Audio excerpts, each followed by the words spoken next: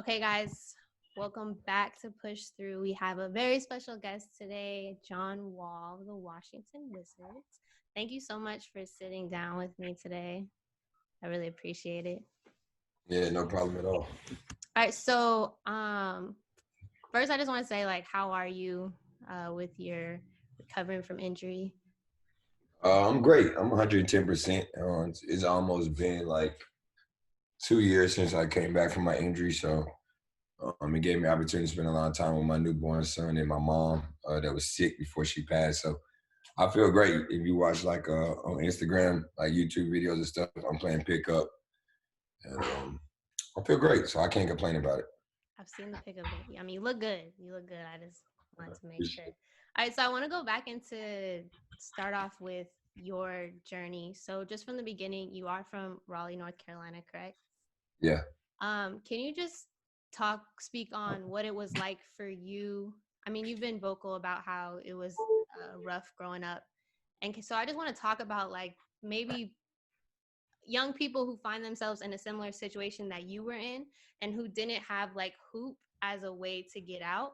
And I Yeah. kind of just want to talk on like what advice would you give them as a way to go to like in the right direction and not like go left, but go head in the right direction to go Uh, the right yeah, path. for sure. I feel like the most important thing is be very observant. You know what I mean? Like at a young age, I seen basically everything. You can see people getting shots, people selling drugs, doing all those type of things. And luckily, like basketball was my escape route out. You know what I mean? A lot of people don't have basketball as their escape route, but I just always try to tell kids like when I have my backpack giveaway or do anything in the community, it's like no matter what you want to be in life, you got to really feel like you can achieve that goal. And look where I came from. You can make it out of here. And I think that's the most important thing. They got to believe that, and people got to instill that into them. Because if you're not telling them that, and you're just telling them, "Oh, this is what you can do, and it's all you can do," they're gonna believe that. So as much as you can, it's like us as athletes or people that's entrepreneurs or a doctor or a nurse or whatever you want to be, or a police officer, whatever. Just tell these kids they have a chance to make it out, I have and a that's huh. I have a really one of my favorite people. They told me about like they're from New York, and they were telling me like a lot of the times it's hard to get out of like the hood and stuff because of like no, they don't see anything else. Like they stay Yeah, where oh they're yeah, at. that's 1,000%. I know so many people from New York that never seen outside of their borough. For sure. I'm like, how you from New York? You never seen Times Square, but that's what they accustomed to. And I feel like they just so it's like people that's in jail, they be institutionalized, they just stuck to one place. I feel like a lot of people in a lot of areas, if they grew up in the hood, they're stuck in that box. It's just a cycle. And you just have to find a way. Like, but now with social media, the way you can use your platform, because everybody's accessible. You know what I mean? Like if I wanted to talk to anybody that if I'm 15 years old, I can DM them and ask them for advice. It just all depends if they're gonna respond or not. Because everybody's gonna see it. So that's a difference that these kids in this new era and this new generation have the opportunity to use, and I hope they use their platform as much as possible. For sure. And so you spoke on being raised by your mother, who was a single mother. Do you? I want to touch on like I was raised by a single mom as well, and I feel like the older I get, the more I start to realize like how that shaped me into the person I am, like just being raised by a single parent. But as far as just like being a man and being raised by a woman, how do you feel like that contributed and shaped you into like the person you are, just being raised by a single mother? Well, I think just for one, my mom is like she's tough though. Like my mom's like a man. You know what I mean? Like she's not a punk. So For she was sure. one of them moms that you couldn't try over. You know what I mean? I see my mom hustle. Like my mom worked 3, 4 jobs just for us to have food on our table, have lights on our table. I remember my mom would take me to school and pick me up from school. That's the only time I would see my mom for a couple of years, Wow. for a long period of time, because that's what she needed to do to make sure we were straight. And I mean, it all depends on like I feel like a lot of people use it like how they're raised by their parents is like how they be as a person. In the day, you can take whatever you want from if you're a single Yeah, parent pick or and have choose. both parents. It's all about, in the day what you want to be in life. Because I know people that grew up with both parents had a great living, never had to struggle, but then they get to college, they want to be a drug dealer or want to be a gangster. Like you Yeah, know, what I for mean, we sure. can take everything we get from our parents, but in the day, we gotta live our life, and that's why I always try to tell people like, don't be super strict on your kids. Like, let them go out there and enjoy life, let them experience it at a young age, and make their mistakes early. Because when they get older and they got opportunity in college, and you never had opportunity to go do anything in high school, you wild out, and then you're on your own. You don't have no guidance. You can help you through that. In high school, middle school, high school, we're going through some things we tried out. Our mom's like, okay, let's sit down, let's talk about it. We can help guide you through this. But most people, you see so many people that never had opportunity to do anything, they get to college or be a grown up on the real world, they have a kid right away, or they end up in jail or end up strung up on drugs because they don't have nobody they can go to and talk to.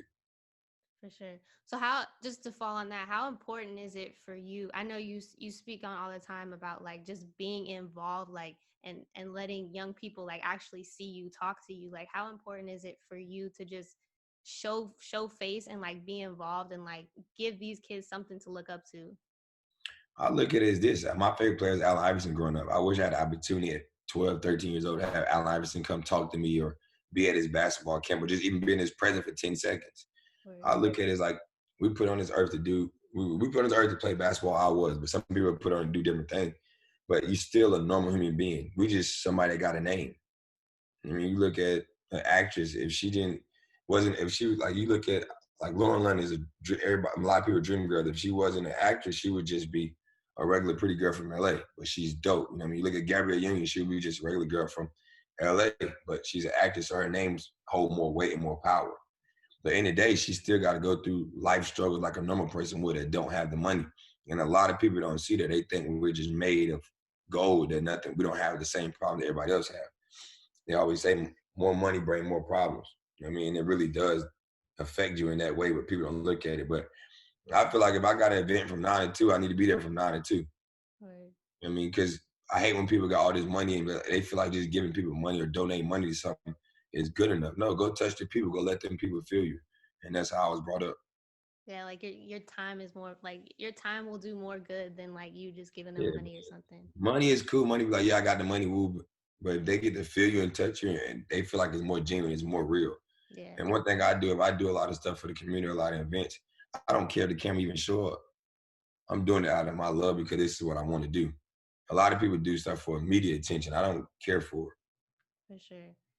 Okay, so moving forward, one of my favorite things about your story is just how like you went from like not being talked about to like just in like a span of like 3 years on some crazy shit, just like being like, you know, like the face of hoop essentially.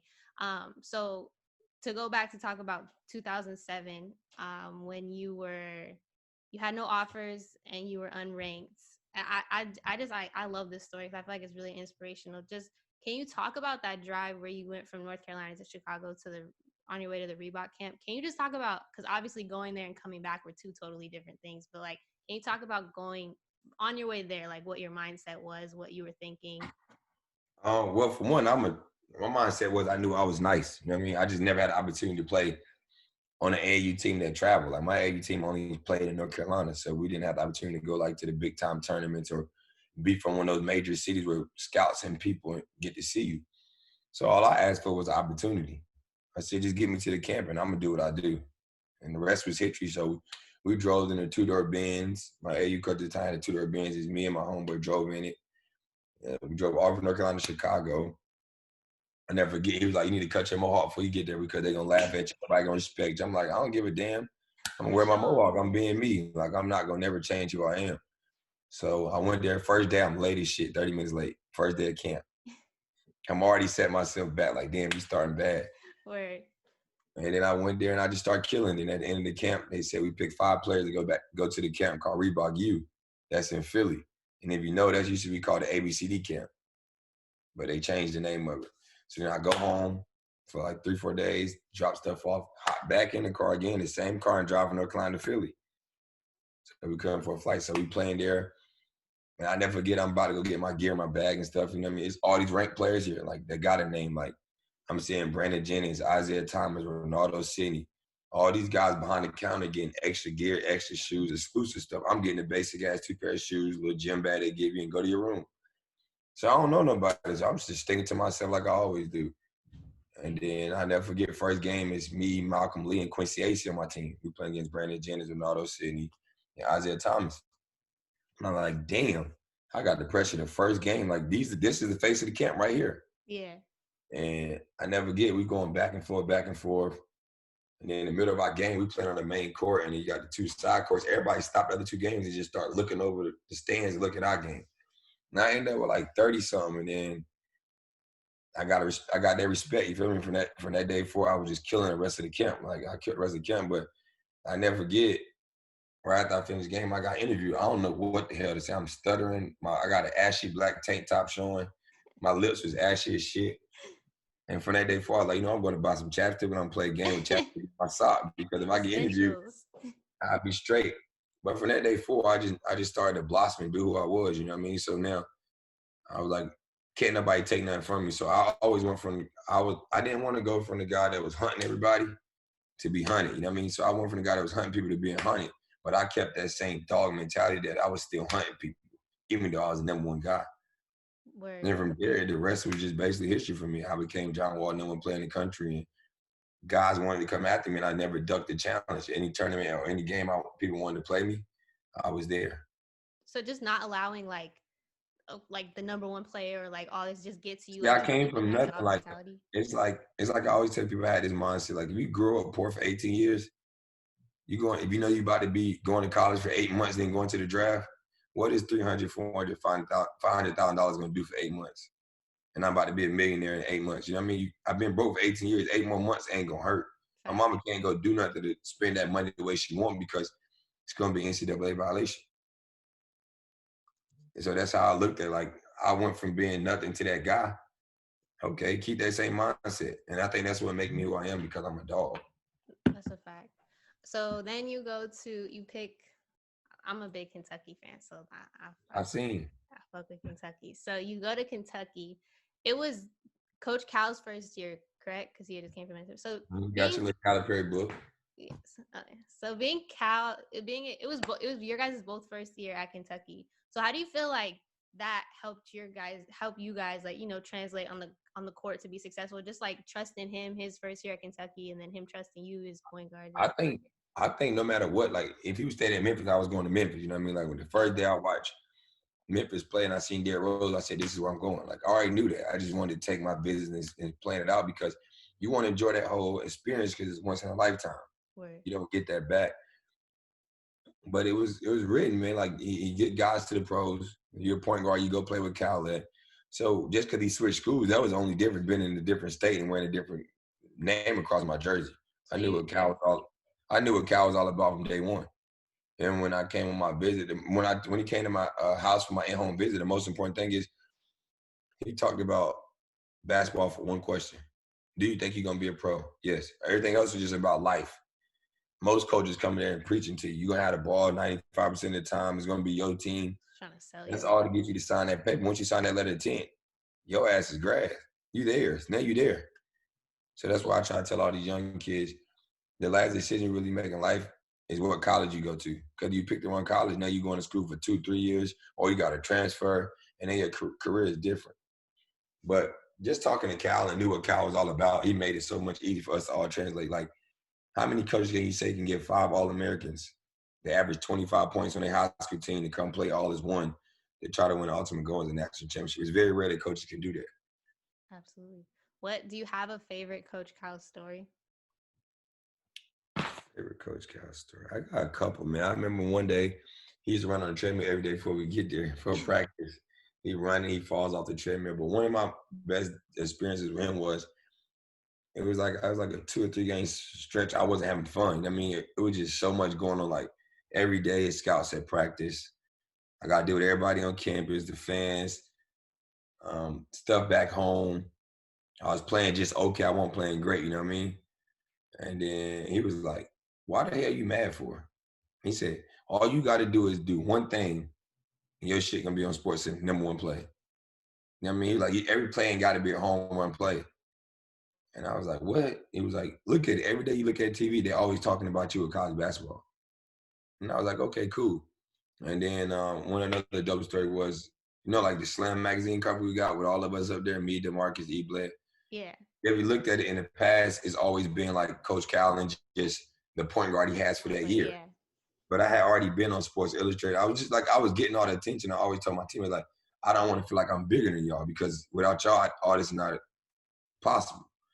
So they about to do it. And I'm like, you know what? Matter of fact, go get DeMarcus, E. and Pat. I want them to be on the cover with me. Yeah, that's fire. And when we made that happen, Coach Cal was like, damn, y'all really fuck with each other. Like y'all really love each other. And after that, he was like, I want you to take 4 or 5 guys with you to the NBA draft when you leave. I ended up having 5 of us in the first round. So like First that's the round. first time it's ever been done. So I think the way he know how to talk to people and be like that father figure to people is what makes him different. And then, I mean, to jump, but just still touch on Kentucky. What you were inducted into the Kentucky Athletics Hall of Fame. What was how did that feel for you? Like just from being that young kid committing to Kentucky and then being inducted into the Hall of Fame after just spending 1 year there. Yeah, even before that, just being the first guy to ever go #1 from Kentucky. Like out of all the great players that's been there, I was the first guy to go #1. Like that shit gave me chills. You know what I mean? For sure. But to be inducted into the Hall of Fame was dope because I'm like, I'm only here. I was only here for 8 months a year, and Yeah. my impact on this school goes a long way for a lifetime. You know what I mean? So if you, I know you probably see my speech and heard it. Like everything I said, I meant it because I knew where I came from. Like I never expected to be there. Like all I expected was to have opportunity to play basketball, but never knew it would be a powerhouse like Kentucky, a big D1 school. And then to be able to be the face of college basketball for a year, that shit you dream of. And that's something that you always tell your kids about and your grandkids about, and they never can go away. That's a fact. So you go from you spoke on being the number one draft pick, going from like I said in 2007 having no offers, and then in just 3 years being like your name is called first, like you're the number one player, number one draft. How did that like? How did that feel? And to be so young, you're only 19. Like, how was that? Like, did it all? Did you all just? What did you feel after your name was I called? don't know. I damn near felt chills. Like I was nervous as hell to be real. Cause like doing before the draft, the whole week you go there. You know what I mean? You get to experience Times Square and do all this. And I'm like, fuck, I just want a day I can just sit by myself and chill. But I'm that guy now. So everything I have to do is on the radar. You know what I mean? It was just most important thing for me was just knowing I could change my mom's life. You know what I mean? Everything she sacrificed at 3, 4 jobs, sometimes not paying a light bill for me to play basketball. That's why I dedicated myself to the game to another level because if she could risk everything for that, I owe her the world. And it was dope for me because her birthday had just passed. So I got drafted the same week as her birthday. She got to pick my suit out. That's so I cute. went #1. It was nothing else I can ask for. And then people don't even know I get drafted first guy. I'm the last guy to leave. I don't leave at fucking 12 o'clock. I got drafted at like 7:30. And then after that, I'm trying to go to my dinner. I literally walk into my dinner. I'm there for 5 minutes. I had to go get dressed for my party. Oh, So I didn't even really get the experience to like have yeah. fun, go to dinner, do all that. The party was fun as we had. Then I couldn't enjoy that too much because next morning I had to get up and go get on the show at 7:30 in the morning. So I'm like, Wait, oh, this is what this shit about. But to this day, it's still like give me chills to know like I'm #1. Like, you know what I mean? Like that's something somebody can never take away from you when #1 in the draft. Like it's so many people in the world that want to have opportunity just to even make the NBA. You only can pick 60 of them. for You got sure. the opportunity to be #1. Coming from where I come from, where I wasn't shit, but just good in North Carolina, and then went to being in Chicago to Philly to being the #1 player in the country to going to Kentucky and still being a consistent All American and then go #1. You couldn't ask for nothing better. Is that transition hard? Like now being in the spotlight so much and like what I guess just at a young age, what advice would you have for the young kids coming in who are now like the face of Oh, everything? Like is that an you know, adjustment? I don't think it's no pressure for real. I think it's a gift and a curse. Okay, You know what I mean? Because who wouldn't want to be known in the world? You know what I mean? Like for sure. you might not want all the attention, but you still want to be talked about and be known. But at the same time, everything you do is on the radar, is on the eye. Good and So bad. like if I go to dinner or I go out, I have to watch everything I'm doing or whatever I'm saying because people want to repeat what John Wall say. So that's the only tough thing about it. And now is social media. Like I didn't have social media. It wasn't no Twitter, Instagram when I came. So that was dope for me. Yeah, Like, I wouldn't want to be in an area where like if I was new and playing high school, I can go talk to LeBron James, Quavo, like whoever I wanted to talk to because they want to interact with those people. Back mm-hmm. then, you had to go to camps, and if you meet them, you meet them. If you don't, see you when I see you. For sure. That's why I be like everybody's obsessed with them. So that's the only bad thing about life. Yeah. What would you tell your younger self, 19-year-old rookie year? What would you tell yourself now? Like now if you could give yourself advice, what would it be? That Go rookie back coming then. into the league. Um, I would say I would say basically educate myself a little better. You know what I mean? As far You as like what? you go because you go through opportunities where you lose like financial advisors, agents, managers, stuff like that. Um, Trying to set family and friends up with a budget to understand what's going on, and also live your life, but also be smart about it. Like we was just having a conversation last night with my homeboys while I'm here, and I was like, why so many guys go broke? I mean, in the NBA, and I'm like, in reality, you look at it. People see us sign $100 million deal, they think we get all 100 million. Half of it's going from taxes anyway. You don't touch the whole thing, but they don't get that. They don't understand those numbers. You know what I mean? Mm-hmm. And a lot of guys, your rookie year ain't really a lot of money. Your second year, your next contract is your first max.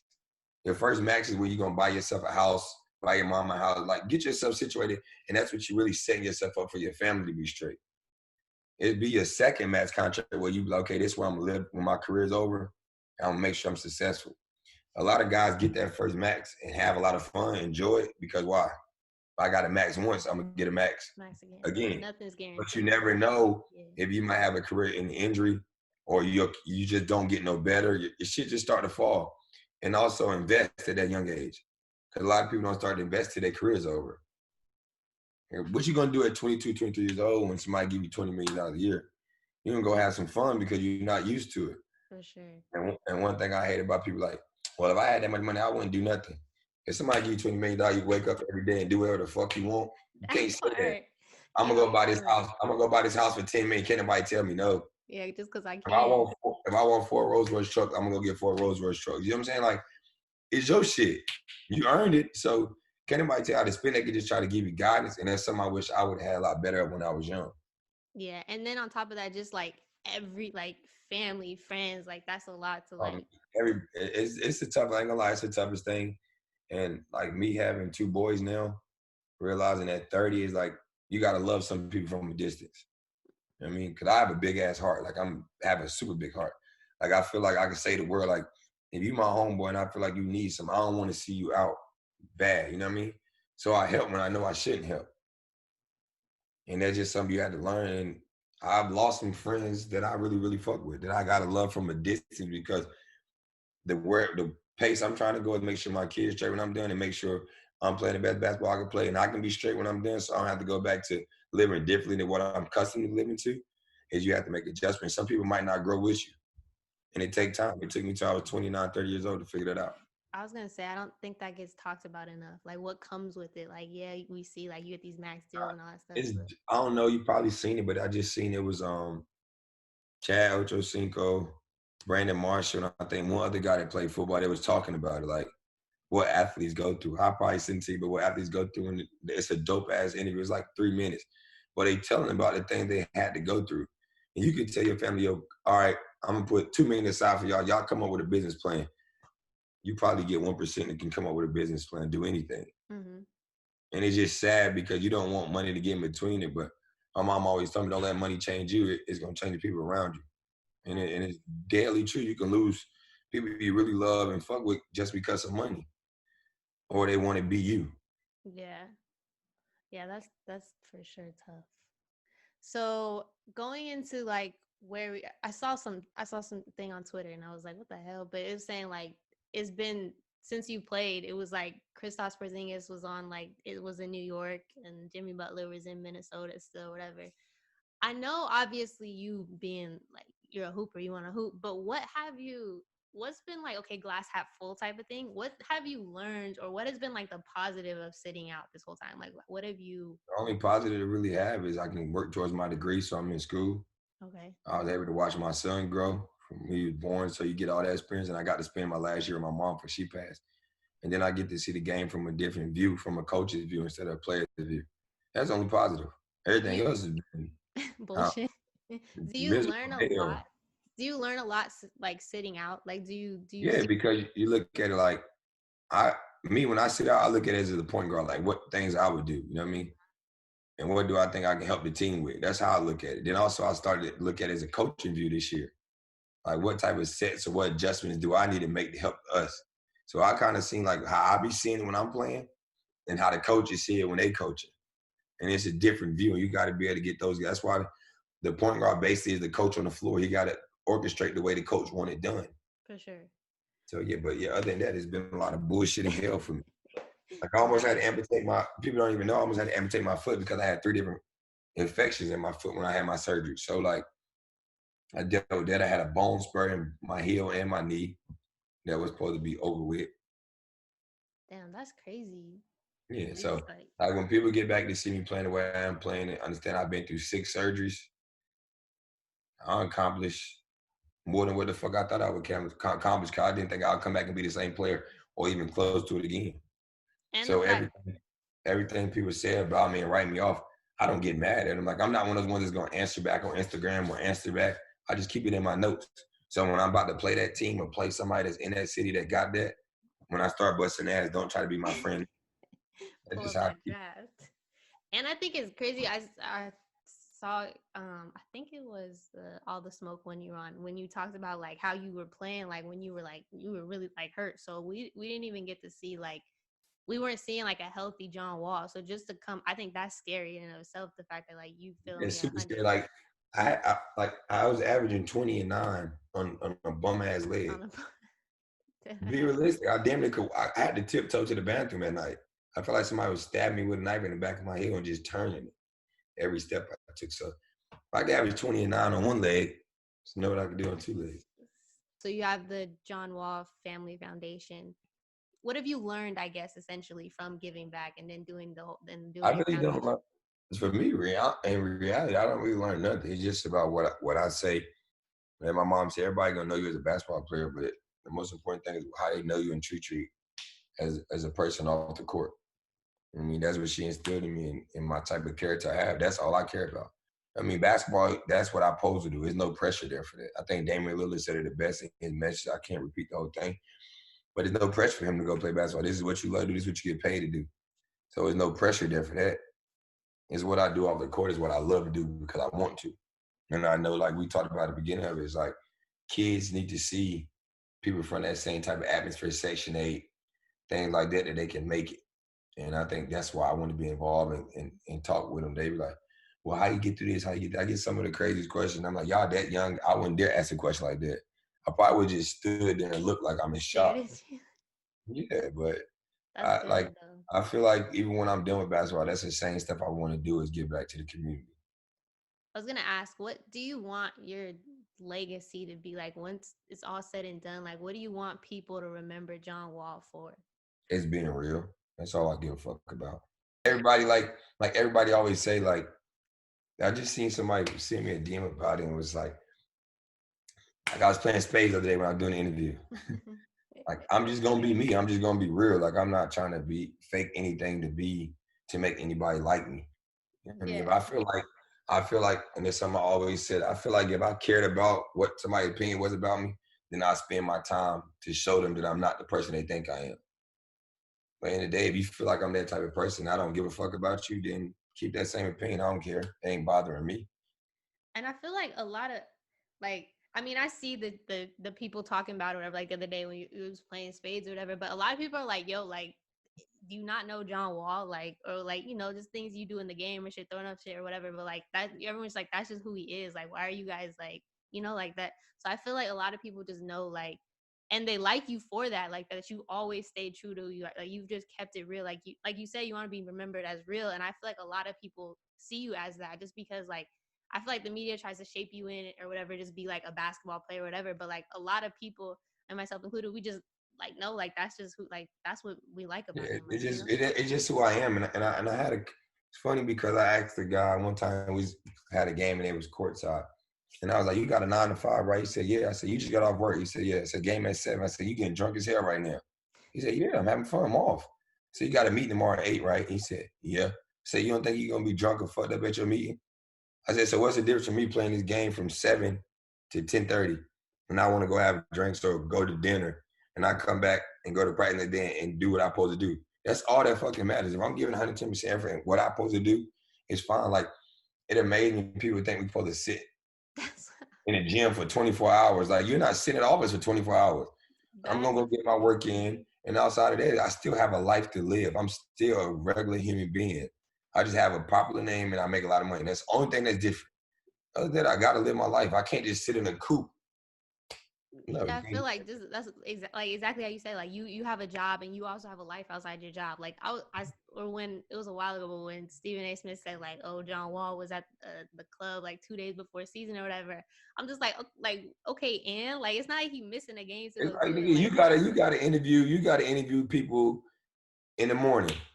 You at the club or you at the bar. What's the difference? As long that's as I'm it. up and I'm doing what I'm supposed to be doing, that's all I can worry Exactly. about. Anytime I hear him talking about like, let me not catch you at the club or nothing like that. Like I you caught him plenty of times. I just laugh. Like, you got it. I'm not about to go there, man. It's all good.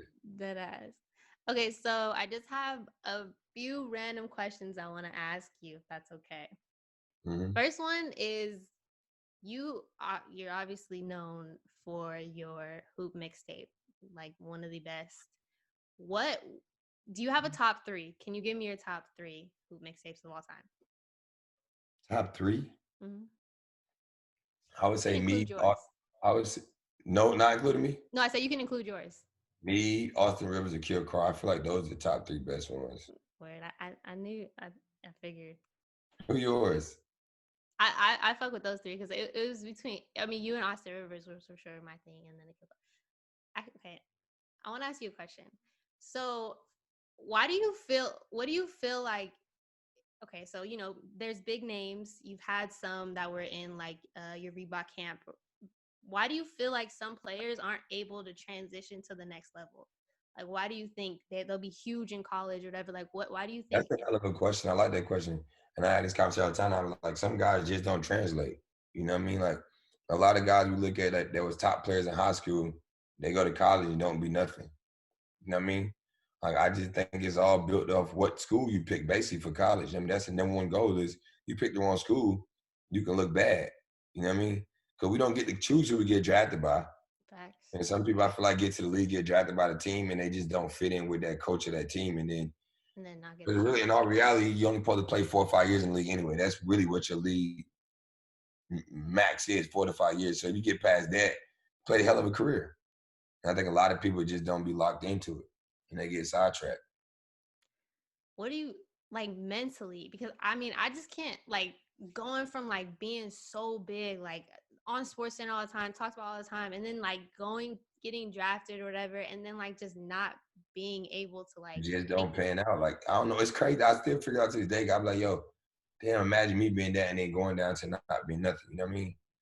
But it fucks with people though. A lot of I people was lose thinking, how do you themselves. handle that mentally? Like, A lot of people lose themselves, man. A lot of people really lose themselves in. is that why you feel like is it that why it's so important to like have a plan outside of hoop? Like, because you never know. That's why I'm going back to get my business degree because at the end of the day, you don't know. Like, let's say the last injury I had could have been over for me, and I don't sign my as contract extension. Then what does John Wall have to do? Like, what do you have to fall back on? Like, I look at it as basketball ain't gonna bounce forever. Once I retire, once I get traded, the Wizards gonna have another franchise player anyway. Think they may ever stop because Michael Jordan stopped playing the greatest player of all time? Hell no, the next guy's coming town. It That's is what it is. that's very true. Okay, so who is your favorite young hooper right now? Young Hooper, like what young? How young we talking? Mm, okay, let's do college and then NBA too. College is hard. They leaving college. College, I would say Anthony Edwards. I love Anthony Edwards. Like, I watched him play a lot. Anthony Edwards. If you want to say high school, I would say Jonathan Kaminga or Cade Cunningham. Okay, That's going into college and one on with the G League. Those two guys I like. And I love John Morant. John Morant's tough. very Fire. tough. Very, Fire. very tough. Who do you see a young guy who I mean you could say John Morant, but like resembles your game a lot? De'Aaron Fox. Facts. Can touch on Everybody say that De'Aaron Fox. And it's crazy because I'm like, when I'm in, like, you probably won't even notice, like, when I'm in a city and, like, let's say it was a top player in that city and they got a high school game that night, oh, I'm going to it. just cause you love hoop though, like Yeah, like, I'm going. Like, I remember De'Aaron Fox, like, he played in Houston, had a game that night, and it was like an hour and 30 away. Right when I landed, I got in the Uber, I'm going to watch. yeah. Like, I don't give a damn what my night consists of. I'm going to see some good hoops. I want to see it. That's why I have my John Wall invitation. That junk be lit. That's why I'm mad we can't have it. You could just post up and watch them all. Because last year we had Mount Verdi came, St. Patrick's came. We had all those teams. You know what I mean? Mount Verdi is one of the best schools in the country. Do you want? Do you see like coaching after the Ooh, I NBA? don't know about coaching. My temper is like this. I don't know if I got the patience to be a head coach. I might be assistant coach. Okay, drive you crazy. So okay, Of what course, what what GM. what do you see yourself doing after the NBA? Do you see a Uh, I heard I you say you don't. want to stay involved in hoops. So what are Yeah, you? I want to be like assistant coach or a GM or something like that. Like I see myself being like that. I feel like I can put a team together. Like you know what I mean? I could really orchestrate that. I could see a GM for sure.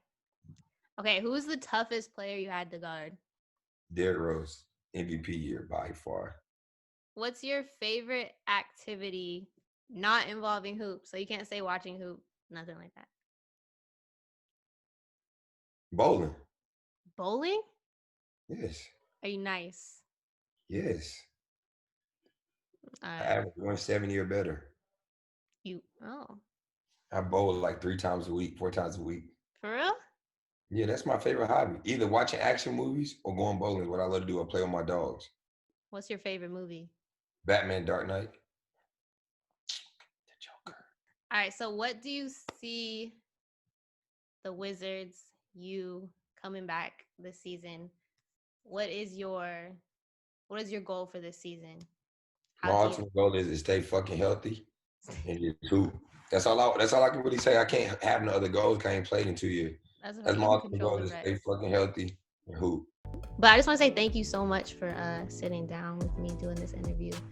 Oh yeah, Um, no problem at all.